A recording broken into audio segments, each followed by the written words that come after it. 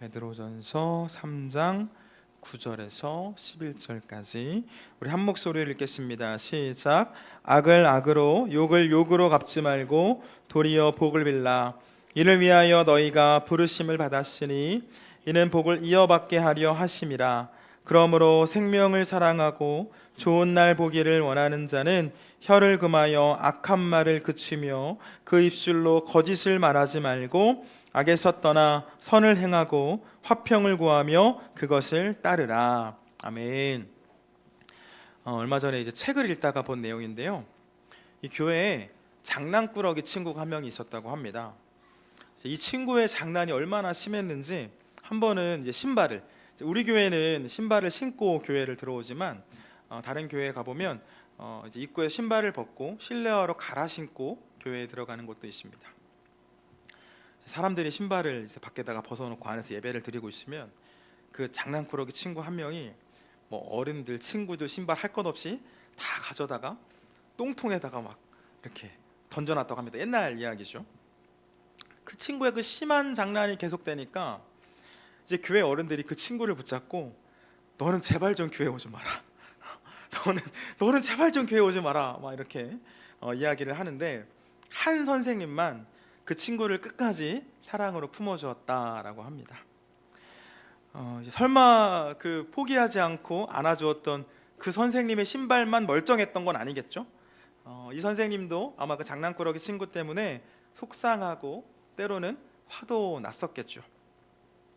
지난 주일에 이제 좀 늦게까지 남아서 계신 성도님들과 대화를 나누는데 한 성도님께서 말하기를 자신이 20살 때 교사를 했었는데 초등학생 한 명이 자기한테 너무 심하게 욕을 해가지고 막 뒤에 가서 눈물을 흘렸다라고 얘기하는 것을 들었습니다. 여러분, 아무리 아이들이라고 해도 도를 넘는 장난에는 화가 나고 또 공격적인 말을 들으면 속상하기도 하죠.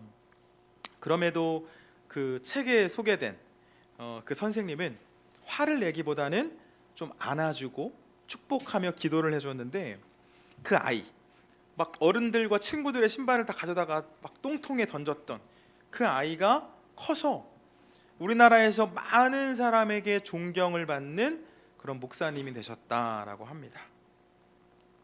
여러분, 미워하는 건 쉽죠. 미워하는 건 쉽습니다. 그런데 사랑하는 건 어렵습니다. 그것도 내 마음에 드는 사람이 아니라 정말 미운 사람 사랑하는 건 너무나 어렵습니다. 그럼에도 우리가 사랑해야 하는 이유가 무엇이죠? 사랑에는 놀라운 힘이 있기 때문입니다. 그 말썽꾸러기 그 아이를 정말 모두가 포기하는 것을 넘어서 미워했을 수도 있지만 누군가는 사랑으로 미움을 이겨냈고 결국 아이는 많은 사람에게 존경을 받고 사랑을 받는 사람이 되었습니다. 사랑하는 것이 미워하는 것보다 어려워도 해야 하는 이유입니다. 사랑에는 놀라운 힘이 있기 때문이고요. 무엇보다 사랑의 하나님께서 우리에게 사랑할 것을 말씀하셨기 때문입니다. 오늘 함께 살펴볼 이 요리문답의 주제는 십계명의 제6계명인 살인하지 말라라는 계명입니다. 우리가 말씀으로 살펴보겠지만 예수님께서는 살인하지 말라라는 이 계명을 미워하지 말 것으로 확장시키셨고요. 오늘 본문은 미워하지 않는 것을 넘어서 사랑할 것을 말하고 있습니다. 우리 오늘의 요리문답 같이 먼저 한번 읽어볼까요? 오늘은 세 가지 질문과 답인데요. 같이 읽겠습니다. 시작. 하나님은 제6계명에서 무엇을 요구하십니까?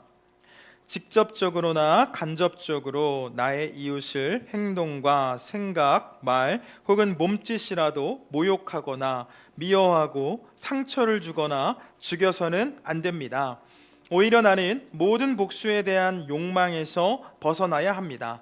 그뿐 아니라 나 자신을 자해하거나 위험에 빠뜨려서도 안 됩니다.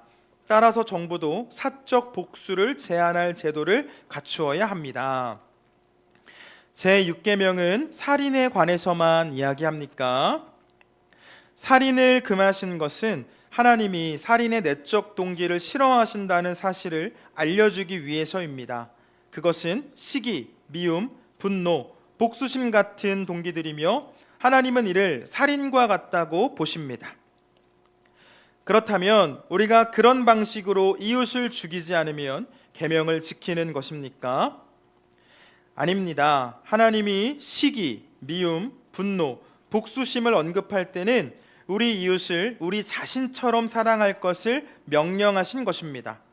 하나님은 우리가 인내, 화평, 온유, 자비, 친절을 이웃에게 보여주고 할 수 있는 한 그들을 보호하며 심지어 원수들에게까지 그렇게 할 것을 원하십니다. 아멘.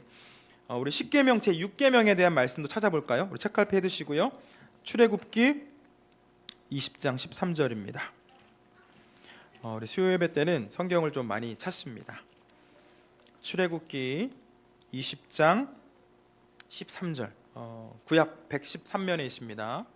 구약 성경 113면 출애굽기 20장 13절. 네, 짧죠. 같이 읽어볼까요? 시작. 살인하지 말라. 살인하지 말라.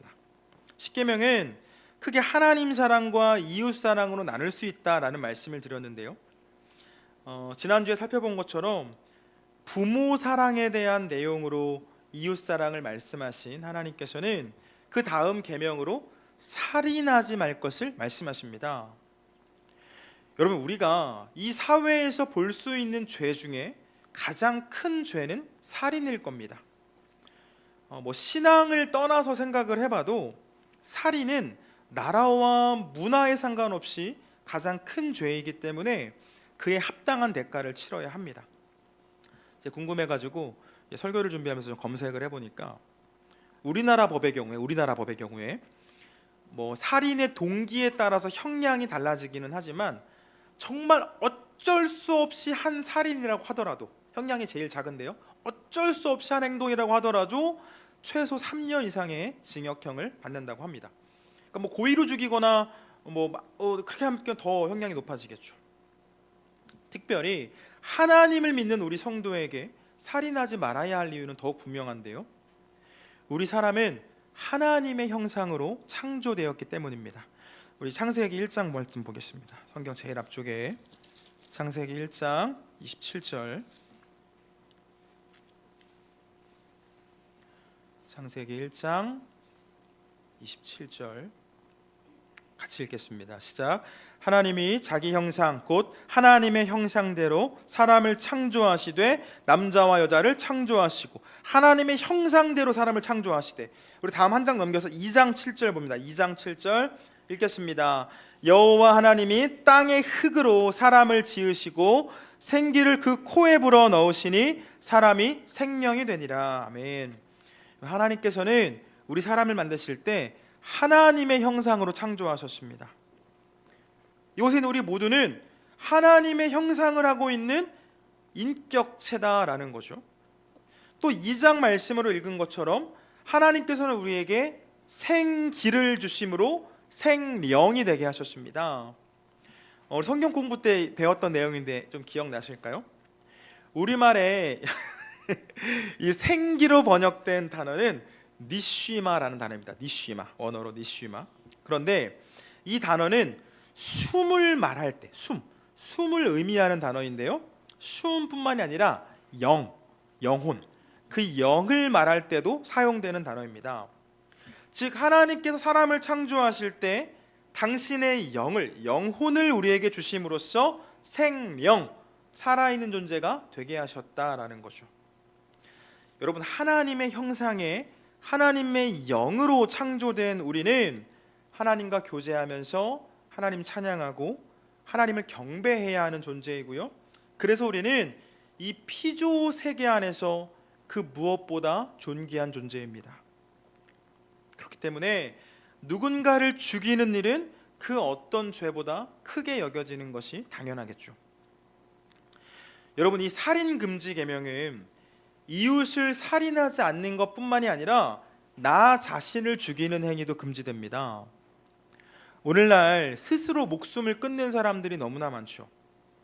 연령별 자살률이 우리나라가 세계 1등이라고 합니다. 특정 연령이 아니라 10대, 20대, 30대, 40대, 50대, 60대, 70대 연령별 자살률이 1등이라고 합니다. 제가 얼마 전 봤던 자료에서 올해 시작된 지 얼마 안 됐잖아요. 지금 한 달밖에 안 됐는데 이미 많은 사람이 죽었다고 하는데, 찾아보니까 최근 10년 동안 자살한 숫자의 그 수가 가장 적은 연도에도 12,000명을 넘어섭니다. 그러니까 한 달에 1,000명 이상은 스스로 목숨을 끊는 거죠. 얼마나 사는 게 힘들면 스스로 목숨을 끊을까라는 생각을 하게 됩니다. 사랑하는 여러분, 우리는 소유나 환경, 형편에 상관없이 존귀한 존재라는 것을 잊어서는 안 됩니다.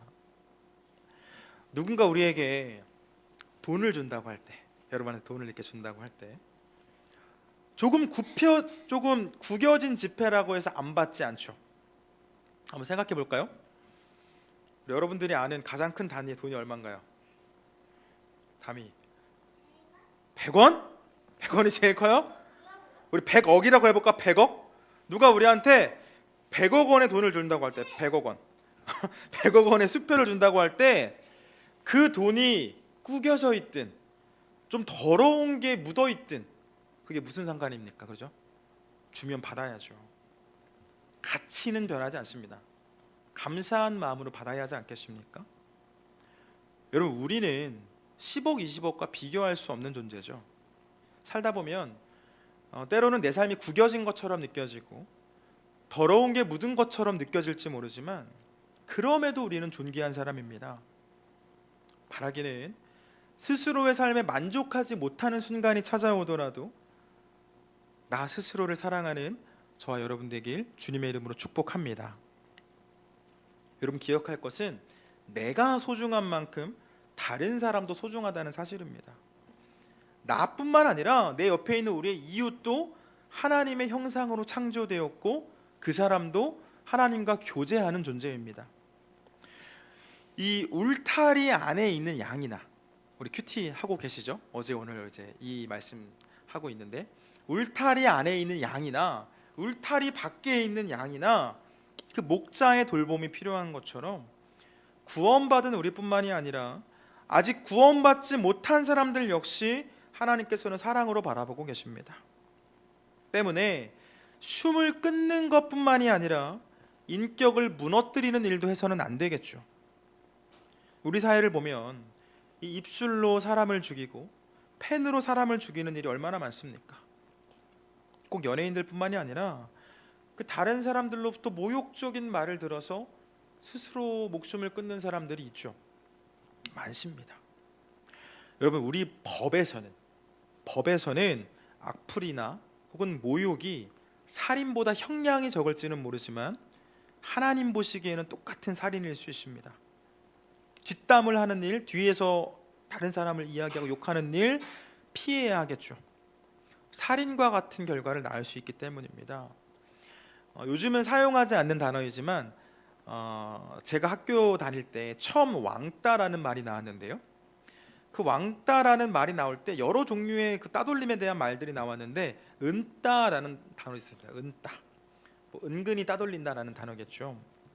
직접적으로 가서 욕을 하거나 폭행을 하는 게 아니라 그저 그냥 무시하고 거리를 조금 두는 것인데, 이런 따돌림도 사람을 죽게 만들기도 하죠.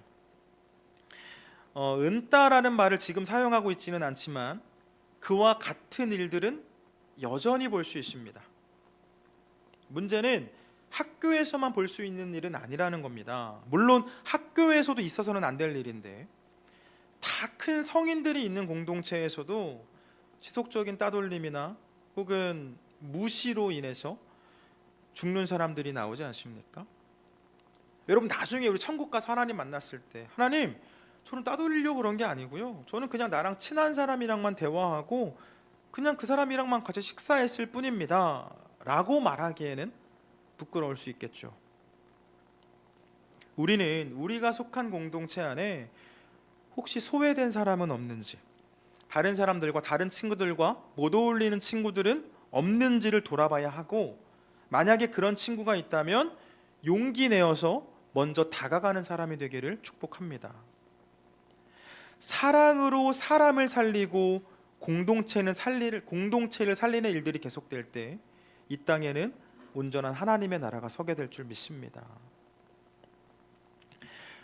설교를 시작하며 말씀을 드린 것처럼 제 6계명은 살인하지 말라라는 아주 간단하지만 주님께서는 이 계명을 확장시키셨습니다. 우리 말씀 좀 찾아보겠습니다. 마태복음 5장입니다.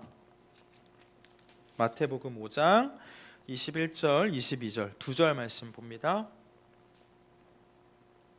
마태복음 5장 21절과 22절 같이 읽어볼까요? 시작.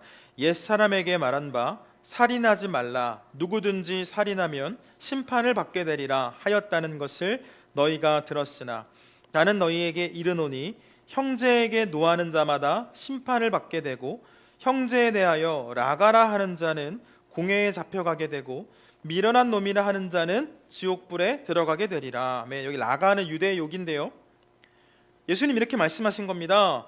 너희들 살인하면 내가 심판할 거라는 말 분명히 들었지? 내가 분명하게 이야기하는데 형제에게 욕하는 사람들, 다른 사람에게 욕하는 사람들도 지옥불에 들어가게 될 거야 라고 말씀하셨습니다. 심지어 예수님께서는 만약 예배 전에 다른 사람과 싸우고 왔으면, 싸운 사람이 있으면 먼저 가서 화해하고 돌아와서 예배할 것을 말씀합니다. 우리 다음 주에 살펴보겠지만 예수님은 마음으로도 죄짓지 말 것을 말씀하셨는데요, 여러분 우리가 마음으로도 다른 사람을 미워하지 말아야 되는 이유가 무엇입니까?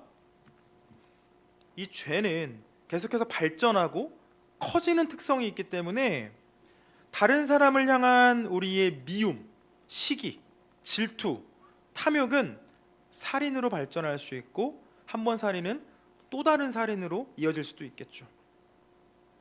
그렇기 때문에 예수님께서는 우리 성도님들이 이 소극적인 실천, 곧 미워하지 않는 것으로 끝나는 것이 아니라 적극적으로 사랑하며 살 것을 말씀하신 것입니다. 우리 본문으로 읽었던 말씀도 다시 한번 볼까요? 책갈피 해두셨죠? 베드로전서 3장 9절에서 11절입니다. 베드로전서 3장 9절부터 11절까지 같이 읽겠습니다.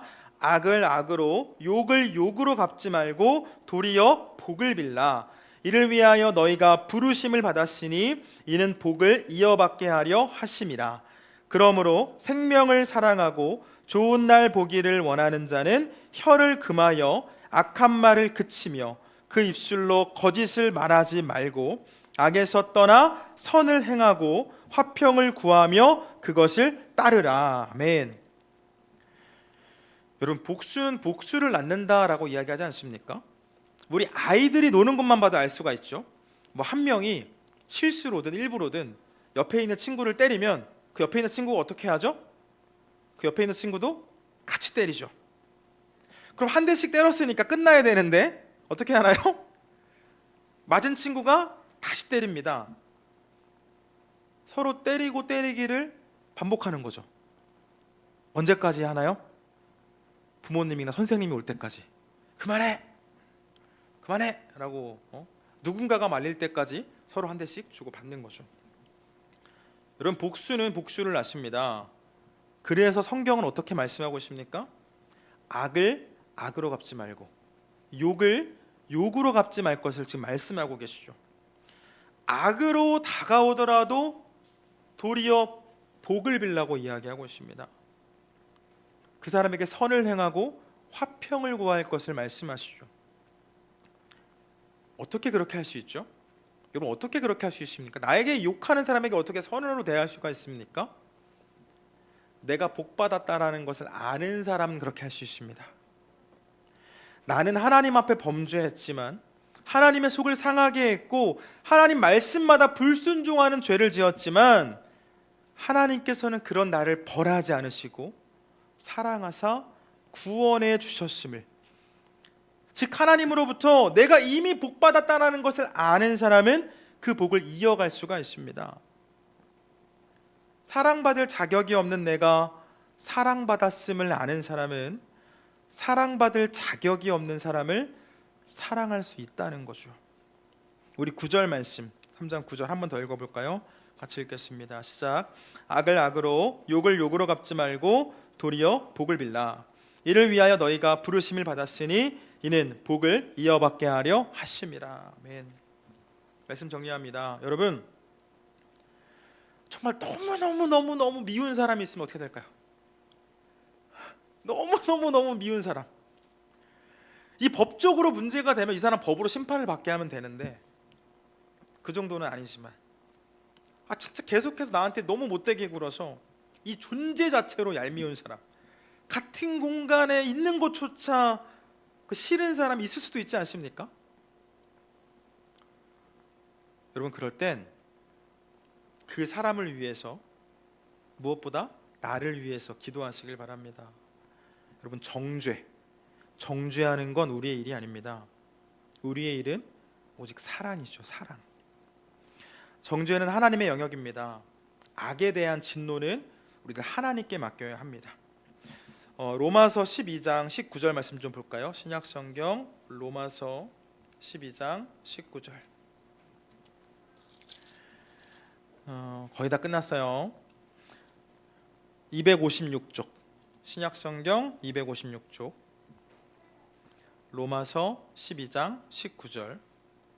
로마서 12장 19절 같이 읽겠습니다. 시작. 내 사랑하는 자들아, 너희가 친히 원수를 갚지 말고 하나님의 진노하심에 맡기라.